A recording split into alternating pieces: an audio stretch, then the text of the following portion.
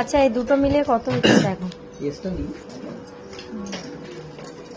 এই পুরোনো নপুরগুলো দিয়ে, নপুরগুলো কালো হয়ে গেছে, এখানটায় নোনা জল না, মানে কমপ্লেক্সের জন্য, তাই তো? এটা কিন্তু এখান থেকেই করে নিয়ে গেছিলাম আমি।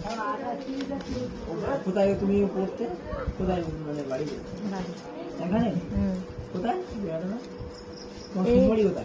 আমার শ্বশুরবাড়ি বামনপুকুর, এখানে ভাড়া থাকে। তুমি ওখানে গিয়ে পড়তে? হ্যাঁ ওখানে গিয়ে পড়তে তো? হ্যাঁ। এখানে এই কদিনের মধ্যে এরা হয়েছে তো? আমার ছেলেরটা এখানে 3 দিন থাকলে কানে দেখি।